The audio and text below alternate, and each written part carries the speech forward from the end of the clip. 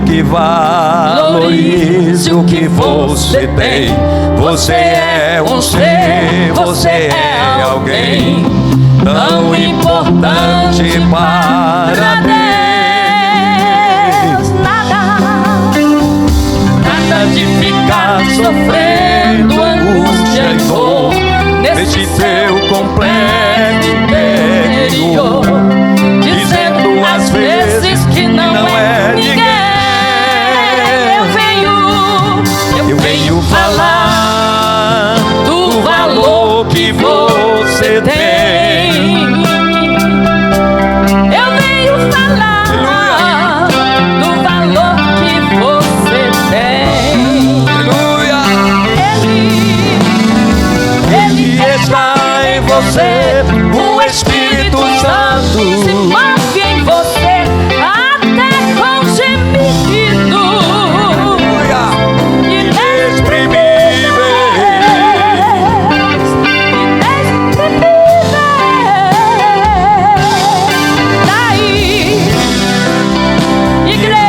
perceber.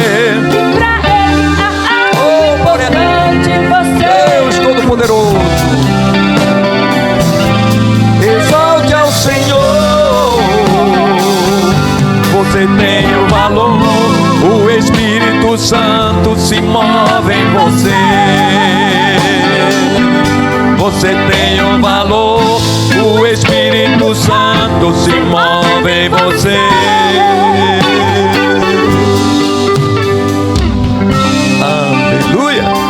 A paz do Senhor, queridos irmãos, bom estarmos aqui. Vamos estar orando ao Senhor. Meu Deus, te adoramos e bendizemos o teu nome, pois sabemos que só tu és digno de toda a honra, toda a glória e todo louvor e toda adoração. Estamos aqui, Senhor, agradecidos por todos os benefícios que o Senhor tem nos concedido, por toda a graça, pelas tuas misericórdias, pelo privilégio, Senhor, de estarmos aqui na tua casa nesta manhã.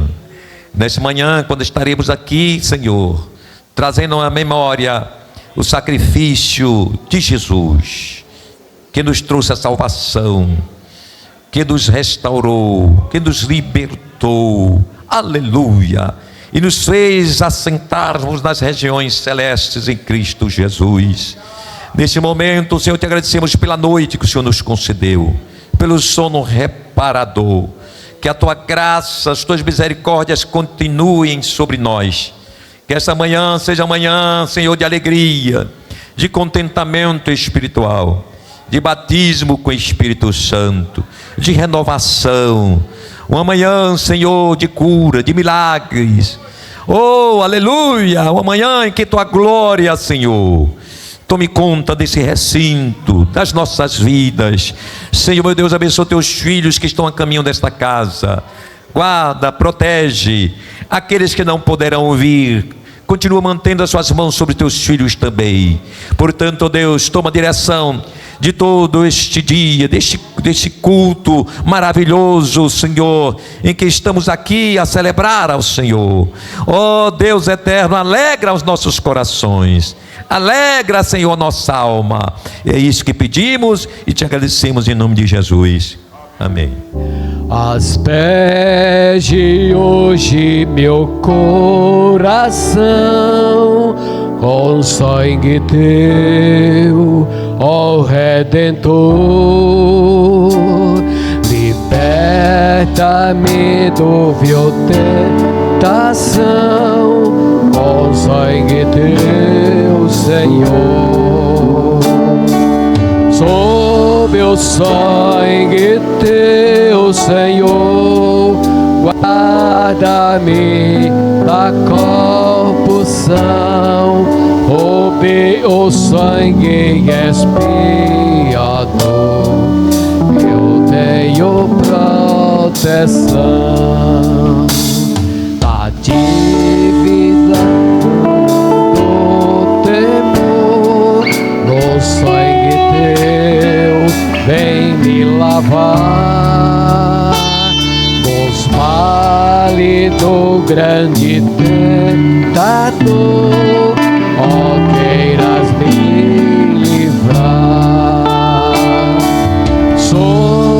o sangue teu, Senhor, guarda-me da compulsão. Sob o sangue expiador, eu tenho proteção. Refúgio acha o pecador no sangue teu, ó meu Jesus. Asperge-me sempre, ó Senhor, no sangue lá da cruz. Sob o sangue teu, Senhor, guarda-me da compulsão. Sob o sangue expiador, eu tenho proteção. Vem me enchendo do teu vigor, pelo mamar do sangue teu, fazendo-me mais que vencedor pelo poder de Deus. Sob o sangue teu, Senhor, guarda-me da compulsão. Sob o sangue expiador, eu tenho proteção. Concede-me a perfeita paz da tua cruz e sangue teu, com ricos dons, ó, me satisfaz e faz-me ver o céu. Sob o sangue teu, Senhor, guarda-me da compulsão. Sob o sangue expiador, eu tenho proteção. Oh, glória a Deus, aleluia. Aleluia, glória a Jesus. Saúde, amada igreja, com a paz do Senhor. Graças a Deus, né, por ter nos dado este dia e estarmos aqui nesta manhã de festa, ceia do Senhor. E estamos estudando nesse trimestre, relembrando e com certeza inspirado pelo Espírito Santo de Deus. E hoje, dia 4 de maio, a nossa lição é a verdade que liberta. Bastante reflexiva, né? O que é a verdade? Já foi lido o textual. Vamos à leitura bíblica em classe. Quem não estiver com a revista, está no Evangelho, abre sua Bíblia no Evangelho de João, capítulo 7, do 16 ao 18, 37, 38, depois capítulo 8, do 31 ao 36. Amém? Vamos fazer aquela leitura que é nosso costume. João 7,16. Jesus respondeu e disse-lhes: a minha doutrina não é minha, mas daquele que me enviou.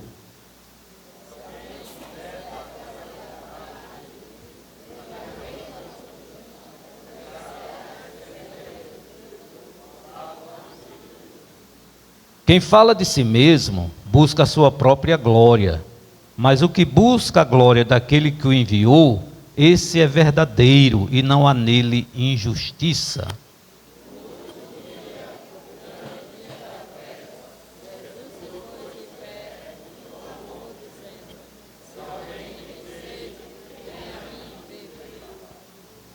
Quem crê em mim, como diz a Escritura, rios de água viva correrão do seu ventre.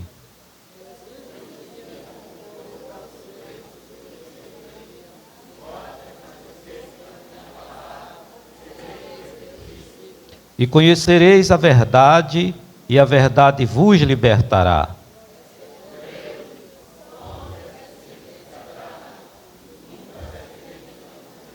Aleluia. Respondeu-lhes Jesus: em verdade vos digo, que todo aquele que comete pecado é servo do pecado.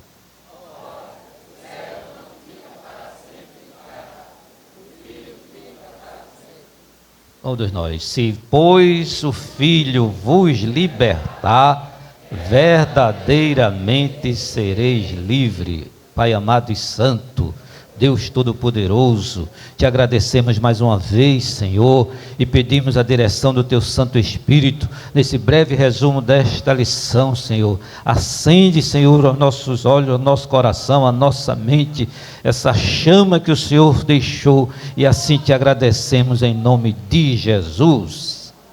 Amém. Meus amados irmãos, fazendo um breve resumo, essa lição, nós vamos ver, apresenta Jesus como a verdade que traz liberdade. Demonstra que ele, Jesus, personifica a verdade. Ele é a verdade. As suas palavras é a verdade. As suas ações é a verdade. Então nós vemos no primeiro tópico, Jesus, a verdade em Jerusalém. Em obediência ao Pai, em obediência a Deus, em todas as situações, João 5, 19 e 20, João 6, 38, João 8, 29, Jesus subiu discretamente a Jerusalém, durante a festa do tabernáculo, dos tabernáculos, conforme João 7, 10 e 14. Jesus estava diante de que havia uma divisão de opiniões sobre ele, entre as pessoas. Por isso afirmou João 7,16. O Senhor Jesus é a verdade. A mesma verdade que se manifestou em Jerusalém, que esteve na festa dos tabernáculos. João 7,16 eu quero ler. Jesus lhe respondeu e disse: a minha doutrina não é minha, mas daquele que me enviou. Então Jesus é a mesma verdade que se manifestou em Jerusalém, a mesma verdade que esteve na festa dos tabernáculos e que através do Espírito Santo se fez presente, se faz presente em nós hoje e está entre nós hoje. Nós vemos no segundo tópico a verdade, Jesus, diante dos escribas e diante dos fariseus. Jesus, a verdade, diante dos escribas e diante dos fariseus. Então, enquanto Jesus ensinava, uma multidão ansiosa por milagres no pátio do templo, os escribas e fariseus trouxeram-lhe uma mulher apanhada em adultério, para ser julgada publicamente. João 8, 3 a 5. E esse episódio da mulher apanhada em adultério ilustra a resistência dos escribas, aleluia, e fariseus em aceitar a verdade que Jesus representa. Então, a realidade é que o mundo carece do entendimento da verdade, da única verdade que é Jesus Cristo. Depois nós vemos Jesus, a verdade que liberta o pecador. Então a passagem de João 8, 31 a 38, está intimamente relacionada com o relato da mulher adúltera.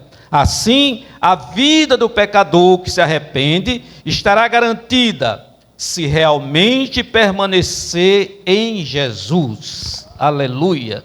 João 8, 31. E o que é a verdade? O Evangelho de João fica evidente que a verdade, aleluia, referida, não se relaciona com a verdade filosófica, ou seja, com os conceitos de verdades debatidos nas obras de filosofia. Eu trouxe um resumo sobre isso. A verdade mencionada em João é aquela que liberta o ser humano, aleluia, liberta o ser humano do domínio do pecado, da mentira, do engano, glória a Jesus. Ele se arrepende, esta garantia de liberdade, se ele permanecer em Jesus. Então, a verdade mencionada em João é aquela que liberta o ser humano, aleluia. E nós vemos que aquele que verdadeiramente são livres, eles estão inclinados às coisas do Espírito. Satanás não consegue exercer influência sobre eles. O poder de Deus, por meio, aleluia, da verdade de Jesus Cristo, da ação do Espírito Santo, revela-se gloriosamente em nosso caráter, aleluia. Então, aquele que verdadeiramente são livres, estão inclinados às coisas do Espírito, aleluia. Eu quero compartilhar este resumo. A superioridade da verdade de Jesus. João 18:37. Todo aquele que é da verdade, ouve a minha voz. Todo aquele que é da verdade, ouve a minha voz. Se fôssemos trazer para uma linguagem moderna, atual, poderia ser dito assim: e a verdade é o conhecimento das coisas como são, como eram e como serão. E o que for mais ou o que for menos do que isso é o espírito daquele ser iníquo, que desde o princípio foi mentiroso, enganador. Como base, João 8, 31 e 32. Então, o Evangelho de João nos mostra o conceito de verdade, ocupando lugar central e revelador na compreensão da missão de Jesus Cristo. A relação entre Deus e a humanidade através da verdade, nosso Senhor Jesus Cristo. Então, João, ele não trata a verdade apenas como um conceito filosófico, mas ele trata a verdade como uma realidade viva, personificada em Jesus Cristo. Então nós vemos a verdade está associada à revelação divina. O Verbo se fez carne, cheio de graça e de verdade. João 1,14. Então essa verdade, ela não é relativa, essa verdade, ela não é teórica, essa verdade, ela não é absoluta, essa verdade, ela é encarnada e transformadora. Jesus declara de maneira enfática: eu sou o caminho e a verdade e a vida. João 14,6. Ele está revelando que a verdade, segundo João, não é uma ideia de ser alcançada pela razão humana, mas uma pessoa que nós recebemos pela fé, nosso Senhor Jesus Cristo. Então a verdade em João, ela é inseparável da revelação de quem Deus é, manifestada plenamente em Jesus Cristo.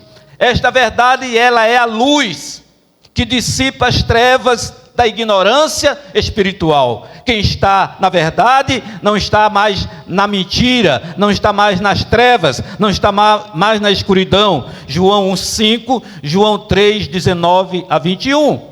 Essa verdade, ela é fundamento para a liberdade do ser humano. Sem essa verdade não seríamos livres. E conhecereis a verdade, e a verdade vos libertará. João 8, 32. João 5 diz: e a luz resplandece nas trevas, e as trevas não a compreenderam. João 3,19 diz: a condenação é esta, que a luz veio ao mundo, e os homens amaram mais as trevas do que a luz, porque as suas obras eram más. João 3,20 diz: porque todo aquele que faz o mal odeia a luz, e não vem para a luz, para que as suas obras não sejam reprovadas. 21, mas quem pratica a verdade, vem para a luz, a fim de que as suas obras sejam manifestas, porque são feitas em Deus. Então, onde há verdade, não há trevas, não há ausência da presença do Espírito. Então, em contraste entre luz e trevas, entre verdade e mentira, João apresenta o mundo, o cosmo, como um sistema em rebelião contra Deus, sistema esse, mundo esse, escravizado na mentira. Por isso que o crente não pode e não deve mentir, porque se ele mente, ele está ausente da presença de Deus, da luz que é a verdade. João 8,44: vós tendes por pai ao diabo, e quereis satisfazer os desejos de vosso pai. Ele foi homicida desde o princípio, e não se firmou na verdade, porque não há verdade nele. Quando ele profere mentira, fala do que lhe é próprio, porque é mentiroso e pai da mentira. Então é o oposto, é a oposição contra a verdade, contra Cristo. Assim, a verdade é também um chamado ao arrependimento, a verdade é um chamado à conversão, a verdade é um chamado à liberdade. Crer na verdade é abandonar as ilusões do pecado. Crer na verdade é entrar em comunhão com o Pai por meio do Filho Jesus Cristo. Além disso, a verdade é apresentada também como uma obra do Espírito Santo. João 14,17: o Espírito de verdade, que o mundo não pode receber porque não o vê nem o conhece, mas vós o conheceis, porque habita convosco e estará em vós. Aleluia, glória a Jesus. João 14,16-13: mas quando vier aquele, o Espírito da verdade, ele vos guiará em toda a verdade. Estamos em Cristo, estamos com o Espírito Santo, então temos a verdade e somos guiados pela verdade. E ele continua: ele vos guiará em toda a verdade, porque não falará de si mesmo, mas dirá tudo aquilo que tiver ouvido e vos anunciará o que há de vir. Então é o aprofundamento do conhecimento de Cristo através da verdade. Então o Evangelho de João, ele propõe uma visão que não é ontológica. Jesus é a verdade, o ser. Essa verdade ela é revelacional. A verdade é revelada pelo Espírito Santo, pela palavra, aleluia. E a verdade ela é salvífica, porque ela liberta e salva. Nós fomos salvos e nós fomos libertos pela verdade. E em continuidade, significado da palavra verdade. Se você for para o dicionário, você pode encontrar em alguns deles verdade como substantivo feminino. E quais são os significados principais? Segundo o dicionário, aquilo que está de acordo com os fatos ou a realidade. Qualidade do que é verdadeiro, do que é exato, do que é real, do que é autêntico.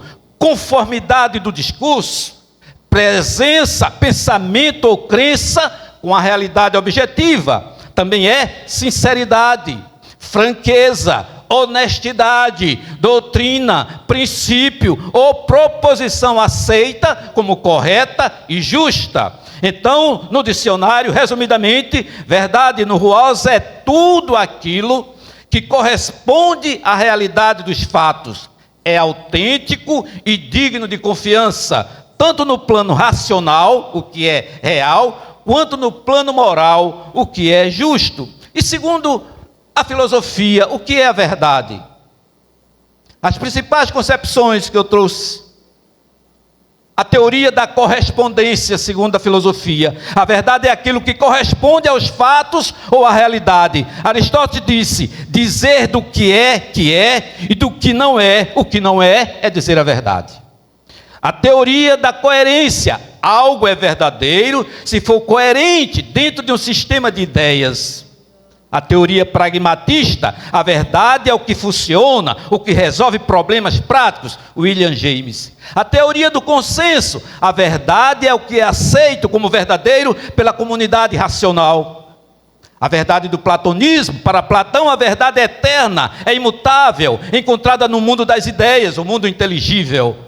O resumo filosófico, a verdade na filosofia, é a correspondência entre o pensamento e a realidade, entre a coerência lógica interna ou ainda aquilo que é útil ou aceito racionalmente. E o que é a verdade, segundo a teologia cristã, segundo o que estamos estudando hoje? João 17:17. Santifica-os na verdade, a tua palavra é a verdade.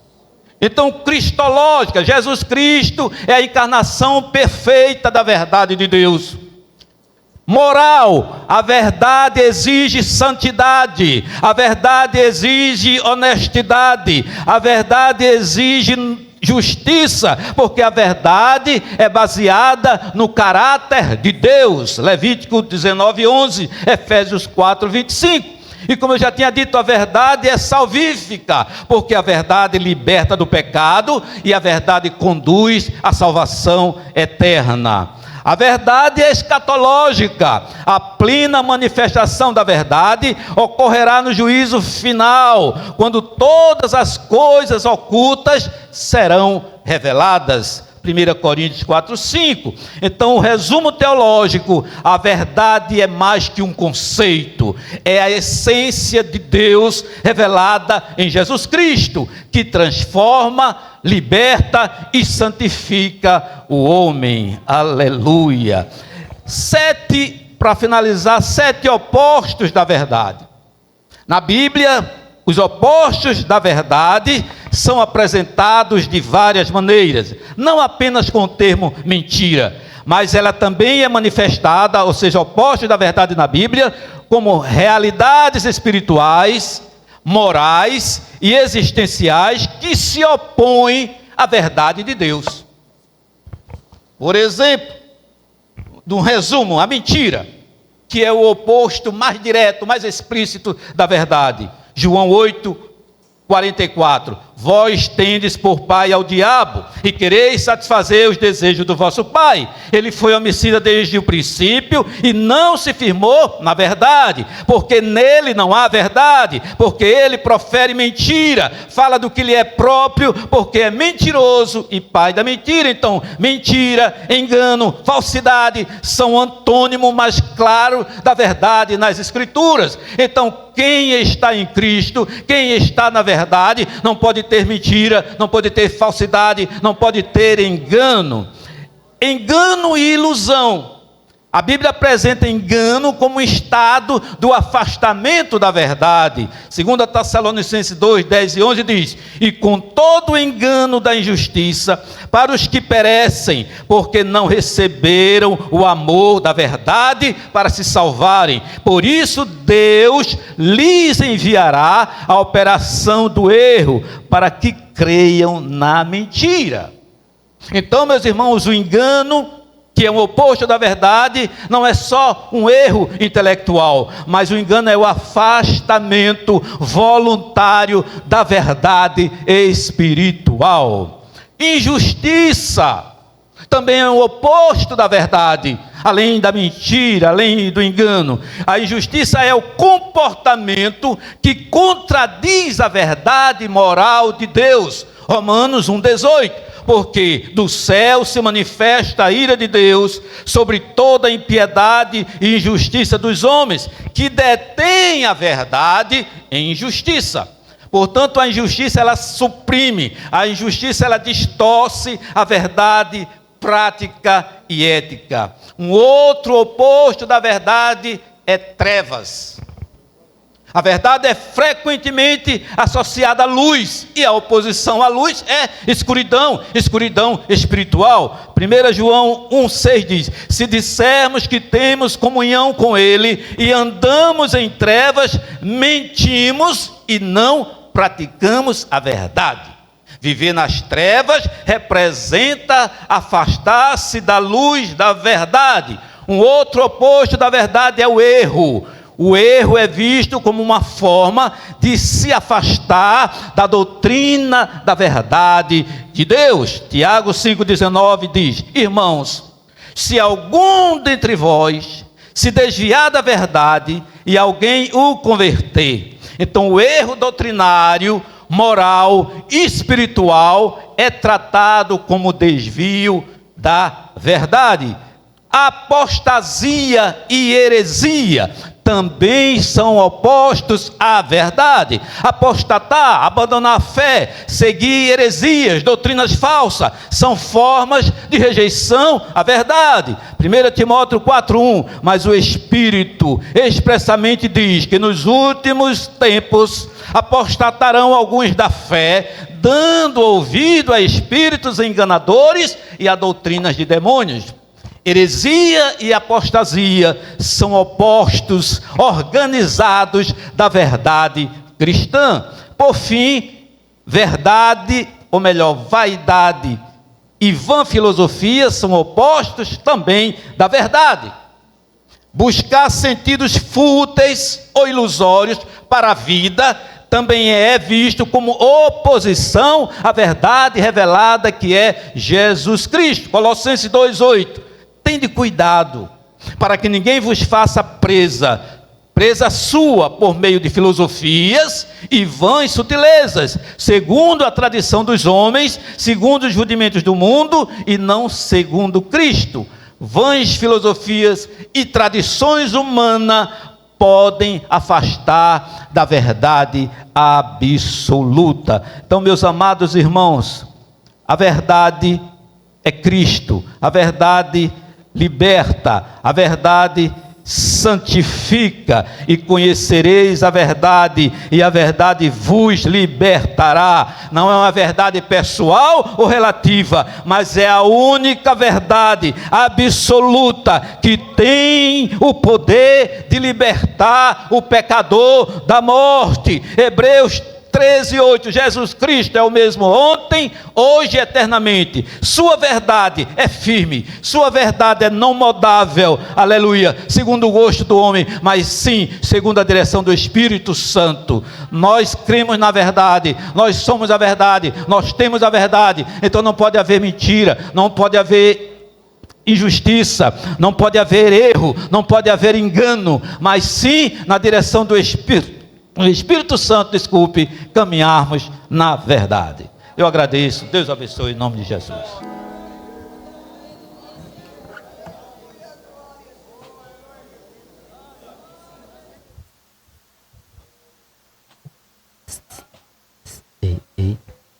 Saúdo toda a igreja com a paz do Senhor.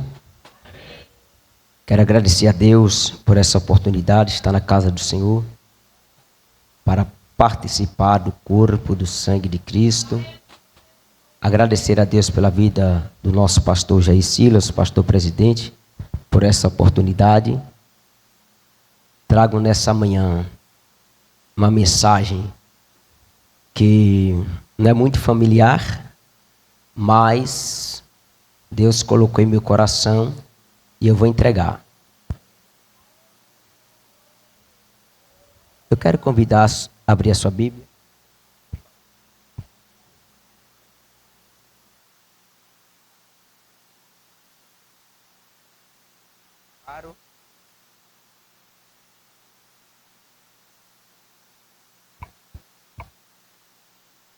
Mateus capítulo de número 23.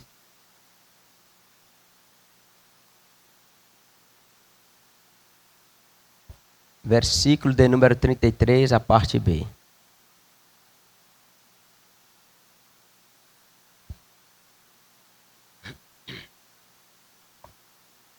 Mateus capítulo 23, versículo 33, a parte B diz assim, na minha Bíblia: como escapareis da condenação do inferno?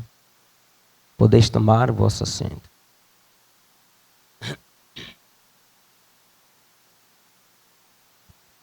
Essa mensagem sai dentro do contexto que nós, ora, costumamos ouvir a mensagem no contexto da celebração da ceia de Cristo Jesus, ou da sua morte, trazendo à memória o seu sacrifício.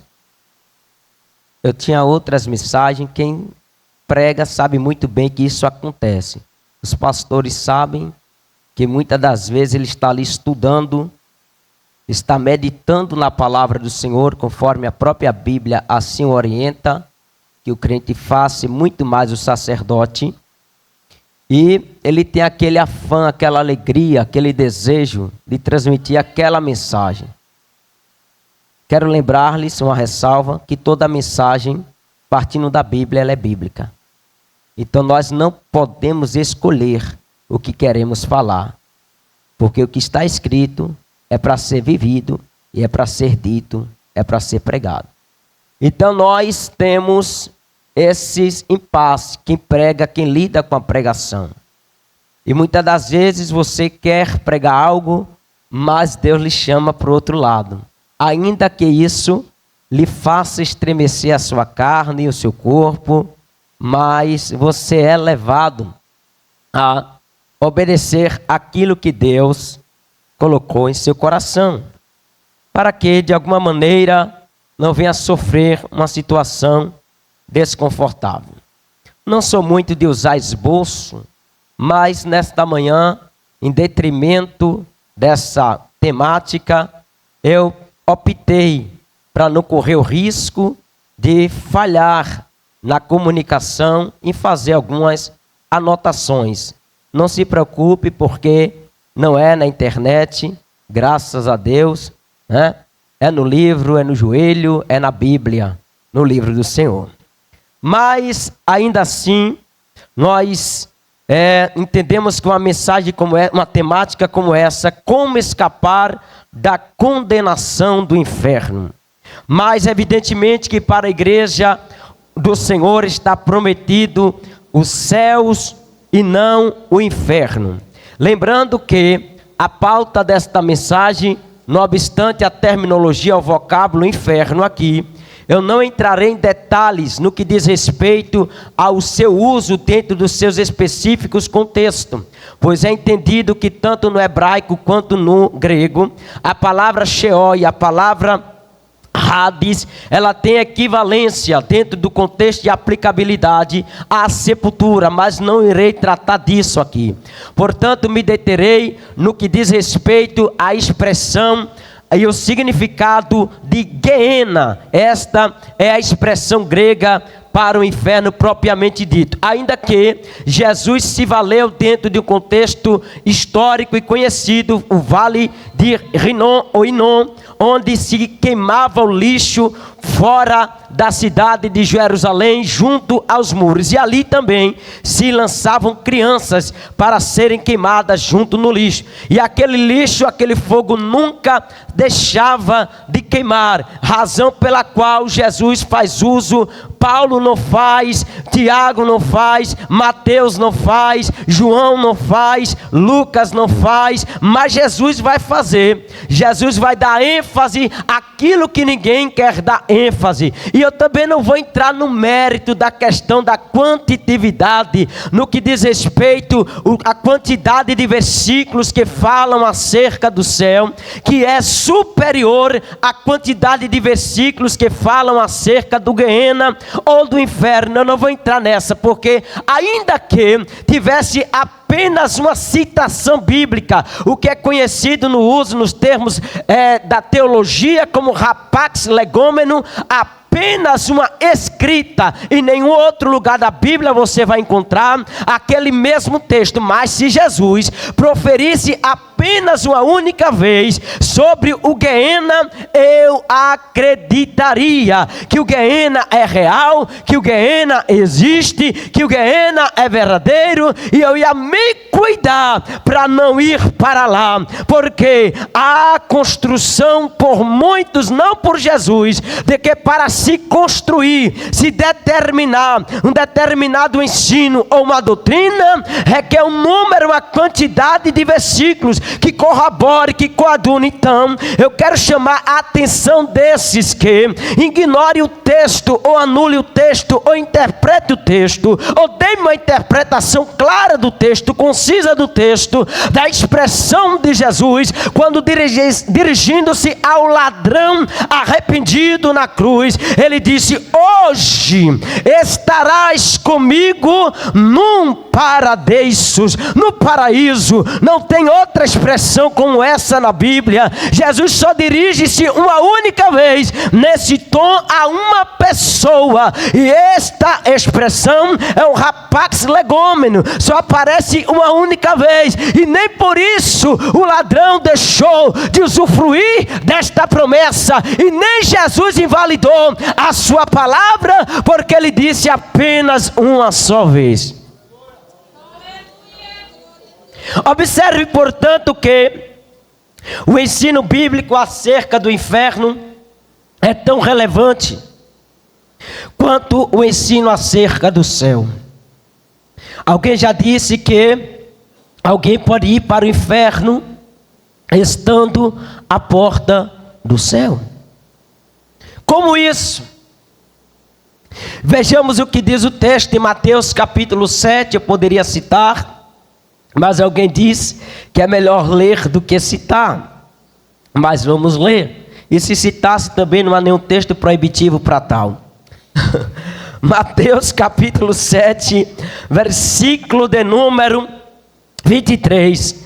Versículo 22. Muitos me dirão naquele dia: hão de dizer-me, Senhor, Senhor, Quírios, Quírios, porventura não temos nós profetizado em teu nome, e em teu nome não expelimos demônios, e em teu nome não fizemos muitos milagres? Então lhes direi explicitamente, abertamente, publicamente: nunca vos conheci, apartai-vos de mim, vós que praticais a iniquidade. Observe que alguém pode alegar e entender que está tendo aceitabilidade diante de Deus pelo ato de, no nome de Jesus, expulsar demônio, no nome de Jesus, que é a autoridade que valida para o exercício da prática, no nome de Jesus profetizar, no nome de Jesus operar maravilhas, e ainda assim ir para o Guiena, e ainda assim ir para o inferno. Porque não é garantia, o nome garante, porque é Jesus quem garante. O nome que tem que ser glorificado não é do pregador, não é do realizador de milagres, não é do profetizador, da profetisa. O nome que tem que ser ovacionado, aplaudido, glorificado, engrandecido, elevado, enaltecido, estimado, é o nome único e exclusivo do Senhor Jesus.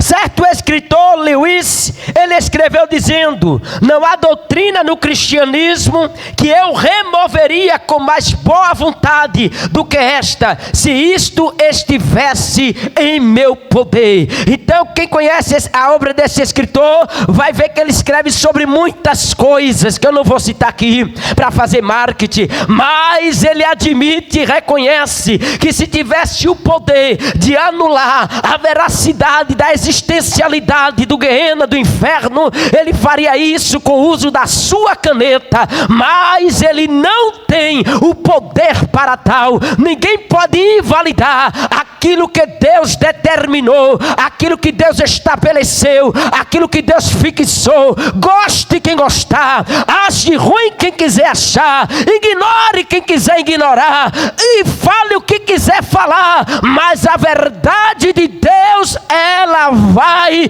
permanecer, ela vai se cumprir, porque poderoso é o Senhor para fazer acontecer o que Ele mesmo falou. Louvado seja Deus.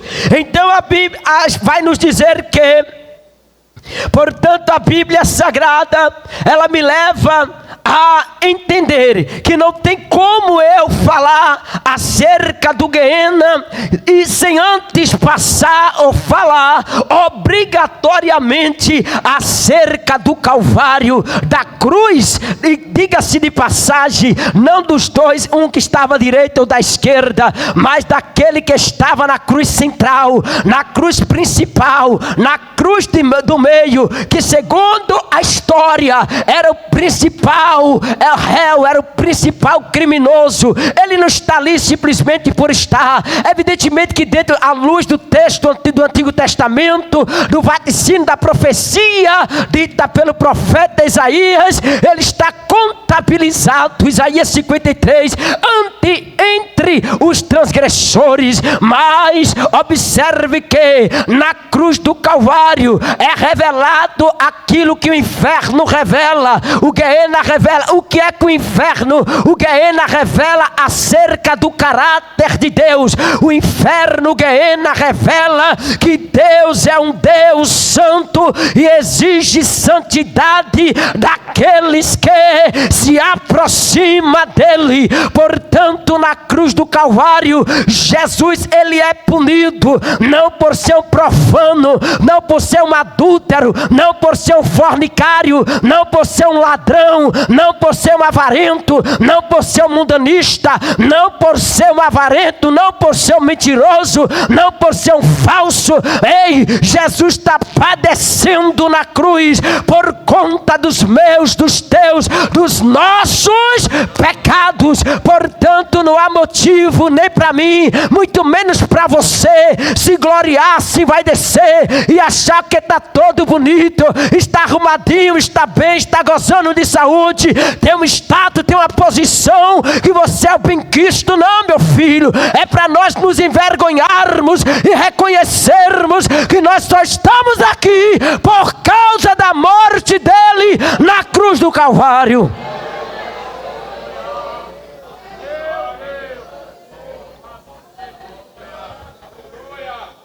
Na cruz do Calvário, a santidade de Deus, a cobrança dessa santidade é manifesta. Lembro-lhes que Jesus, ele não é culpado, embora ele seja culpabilizado.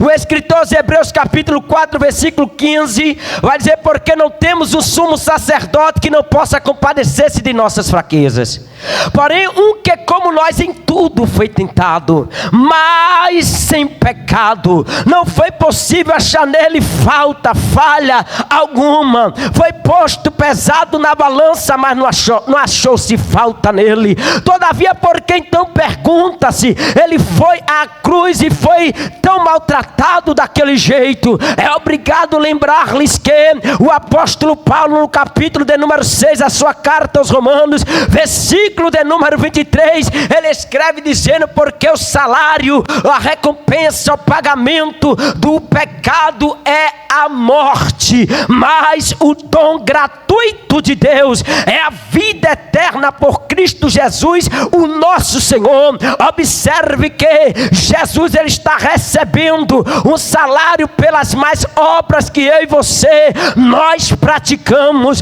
Ei, Jesus não está pagando por aquilo que ele cometeu, ele está sofrendo, ele está padecendo, ele está ali sofrendo as maiores dores cruciantes, inenarráveis, indescritíveis, na cruz do Calvário, por causa dos meus, dos teus pecados. Pecados esses, diga-se de passagem, que muitos guardam, muitos até hoje não têm a hombridade, a humildade de quebrantar-se, humilhar-se diante de Deus, e com arrogância, petulância e orgulho, soberba e altivez, bate no peito dizendo: ninguém me vê, ninguém me conhece aqui. Ei, mas a Bíblia Sagrada é clara em demonstrar que todas as coisas estão nuas e patentes ante os olhos daquele que havemos de prestar conta. Bendito seja o nome de Jesus. Então o Geena, ele revela o aspecto do caráter da santidade de Deus. E as pessoas que serão levadas, conduzidas ao Geena, não vai porque Deus é um sádico, não. Deus não se alegra em ver o sofrimento do outro. Deus também não é um déspota, não. Deus também não é um tirânico, não. Ei, Deus, ele é santo, e como santo, ele exige uma vida de santidade também. Em dado momento da história, alguém tentou denegrir a pessoa de Deus. Quando o locutor dissera que Deus era um ser onipresente, e por ser onipresente, Deus estava presente em todos os lugares. Mas um cético, um incrédulo, um sarcástico, usando da ironia e zombando, ele disse: então, certamente Deus, ele está, uma hora dessa, no inferno. Mas o locutor respondeu para ele e disse energicamente: Deus, a presença de Deus, ela não está no inferno, mas a ira de Deus, ela sim está no inferno. Observe que isso não foge daquilo que a cruz revela, porque é na cruz que Jesus vai tomar o cálice da ira de Deus. Observe que a expressão aramaica, Eli, Eli, lama sabachthani, Deus meu, por que me desamparaste? Observe que naquele momento a luz foi negada para ele, a escuridão, as trevas tomaram o ambiente da cruz, e Jesus ali, ele viu-se abandonado, viu-se separado, cumprindo-se portanto a palavra saída das penas do profeta Isaías, no capítulo 59, versículo de número 2: mas as vossas transgressões fazem separação entre vós e o vosso Deus, e o vosso pecado encobre o seu rosto de vós, para que não vos conheça. Ouça, portanto, observe que o pecado é a barreira, é a cortina da separação, e por conta disso, Jesus no alto da cruz, ele não foi isentado desta separação, ainda que momentaneamente, em razão de que, volta a dizer, nele não se encontrar dolo, nele não se encontrar mácula, nele não se encontrar ruga, nele não se encontrar defeito. Portanto, ali estava o Cordeiro de Deus que tira o pecado do mundo. Bendito seja o nome de Jesus para sempre. O profeta do deserto, ele disse: por isso quem crê no Filho tem a vida eterna. O que todavia se mantém rebelde contra o Filho não verá a vida, mas sobre ele permanece a ira de Deus. Observe que não há como escapar da ira de Deus se levar uma vida de rebelião contra Deus, se levar uma vida de rebeldia contra Deus, se levar uma vida de abstinência contra Deus. A pessoa que vive rebeldia é aquela que não se curva, é aquela que não se entrega, é aquela que não se inclina para reconhecer a soberania do governo e do poder de Deus. Mas eu estou forçado a lembrar a você que assim se comporta, que se você não se curvar hoje, você vai se curvar amanhã. O amanhã não é dentro da nossa linguagem, mas é o amanhã escatológico, pois está escrito que todo joelho se dobrará e toda língua confessará que Jesus Cristo, Ele é e mais ninguém é. Ele é o Senhor, para a glória de Deus Pai.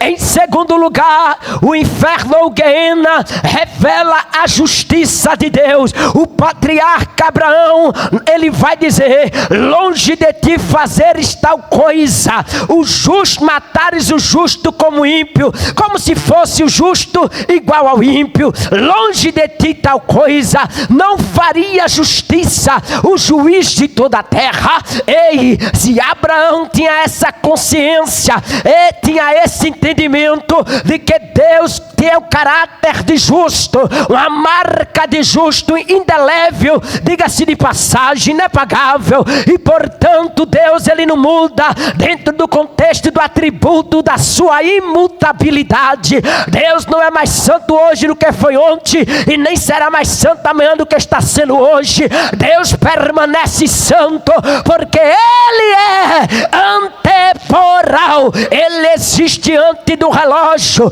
ele existe antes dos segundos, ele existe antes dos minutos, ele existe antes das horas, ele existe antes dos dias, ele existe antes dos meses, ele existe antes dos anos, ele existe antes dos séculos, ele existe antes dos milênios, porque ele é eterno e o Pai da eternidade. O Salmo 98 vai dizer: cantai ao Senhor um cântico novo, porque Ele tem feito maravilhas, a sua destra, o seu braço santo lhe alcançaram a vitória. O Senhor fez notória a sua salvação, manifestou a sua justiça perante os olhos das nações. Os rios batam palmas e juntos cantem de júbilo os montes na presença do Senhor, porque Ele vem a julgar a terra, julgará o mundo com justiça e os povos com equidade. Em terceiro lugar, é importante saber que o inferno, Guiena, não foi feito para os homens, mas para o diabo e os seus anjos. Eu quero lembrar-lhes que o vocábulo diabo, ele não é um nome, mas é um título, e a construção deste vocábulo dentro da gramática grega tem a ideia de que é a junção de uma preposição e também de um verbo. A preposição dia quer dizer através de, pela instrumentalidade de, e o verbo balo, que quer dizer lançar, jogar, daí diabalo, aquele que lança o irmão contra o outro.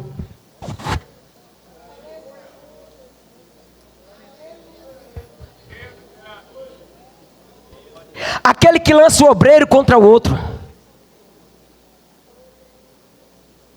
Aquele que lança a irmã do ciclo de oração contra a outra. Aquele que lança a irmã do grupo contra a outra.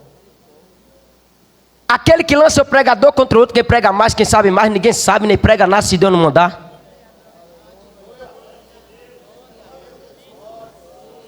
Estou na Bíblia. Estou no texto. Então é preciso entender que o Guiena foi construído por Deus. Em que tempo, não me pergunte. Está na Bíblia, basta. Para o diabo, diabolo, e seus anjos, seus mensageiros, seus atalaias, angelós. Então, alguém já diz um ditado bem construído: quando o diabo não vem, ele manda o secretário, é o mensageiro. Está sabendo? Não estou não. Está sabendo? Não estou não. Vai saber agora, o Satanás vem dizer. Estou na Bíblia. Posso até ser que eu não pregue mais, né, pastor? Não tem nada não. A gente prega no mato, prega na roça, prega nas esquinas, prega no presídio, qualquer lugar.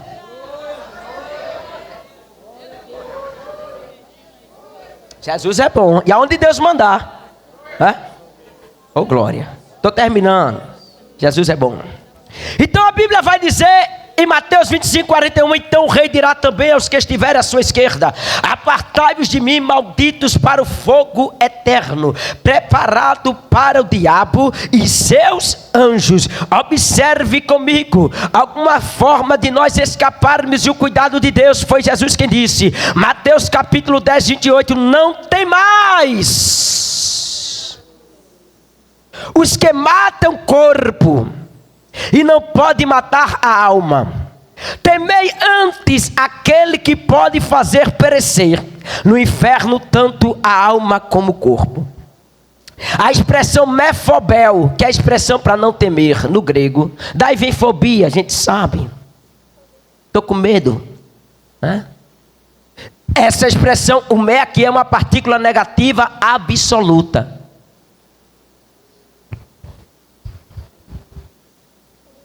Tia Hans poderia ter temido a fogueira para se calar e deixar de protestar contra as práticas da simonia que ocorreram nos seus dias, século XIV. Mas ele não se calou e preferiu ir à fogueira ser queimado. Ou seja, ele não temeu que o seu corpo fosse queimado.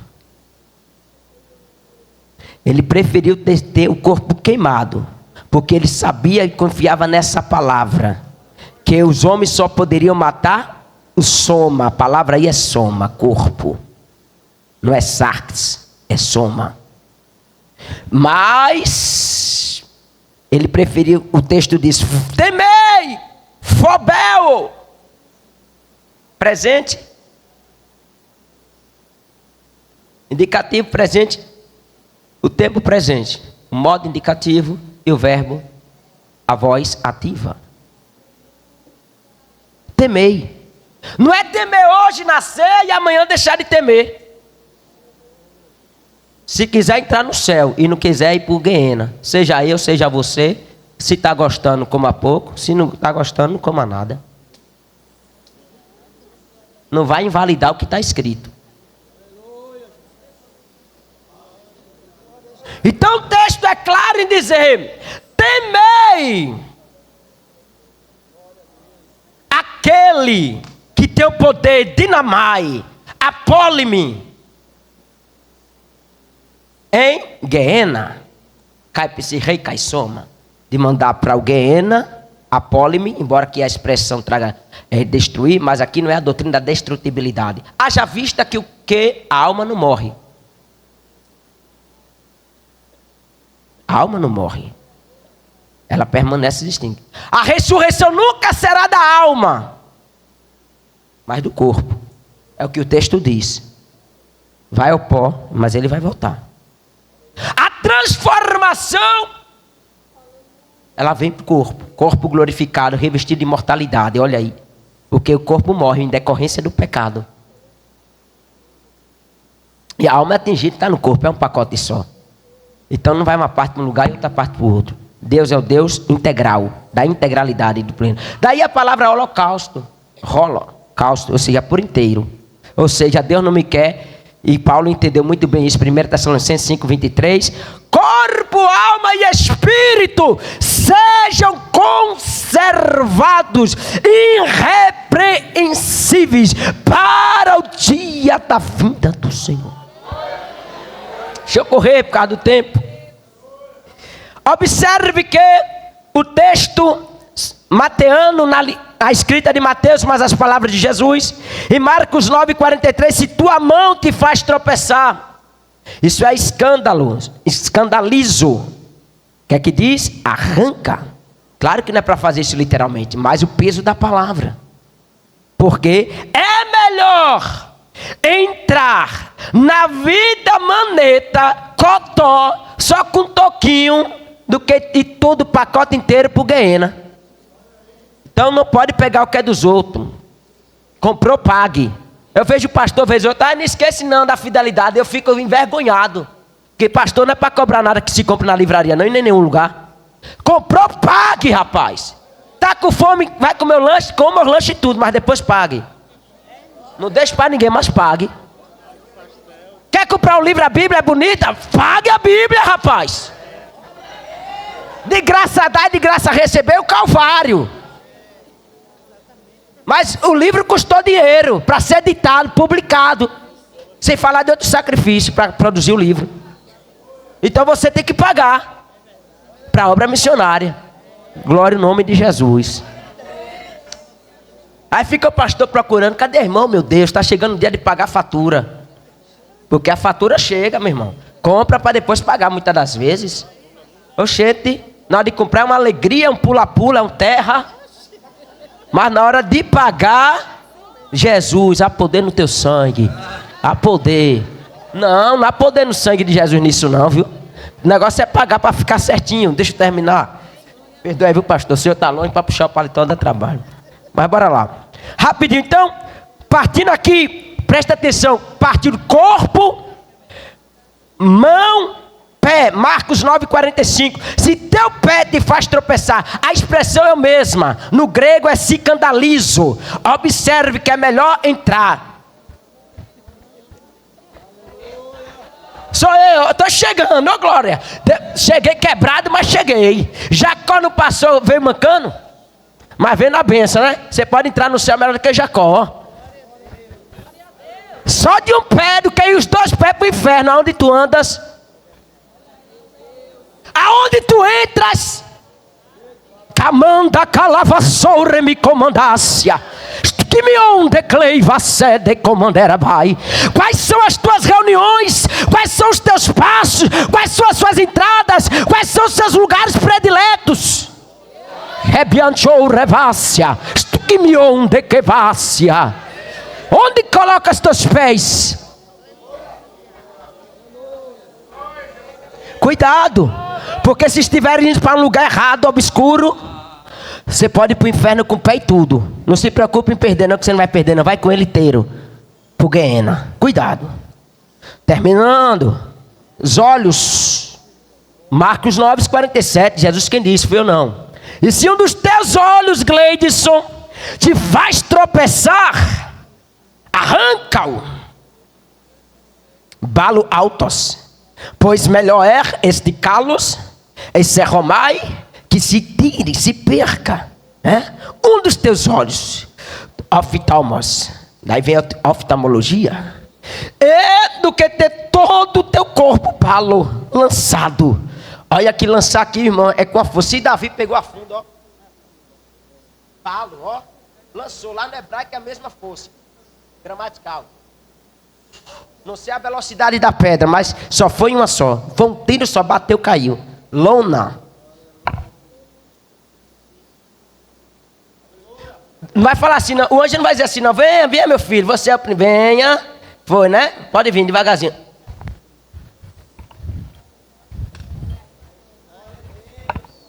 Sendo Camandahai. Eu sei que não é boa essa missão, mas eu não posso fazer nada. Já terminei. Terminei para não tomar meu puxão de orelha. Em nome de Jesus. Irmãos, guarda essa mensagem.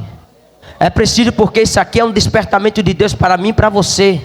Nós aguardamos um céu, um arrebatamento, uma nova Jerusalém celestial, mas tem muita gente andando de qualquer maneira, seu bel prazer, da sua forma, do seu padrão, do seu modelo, do seu retrato, da sua fotografia, sua diagramação de vida, e está tudo fora. Tem que rever pela palavra, para não correr o risco de na porta do céu descer ao inferno. Pastor Jair Silas.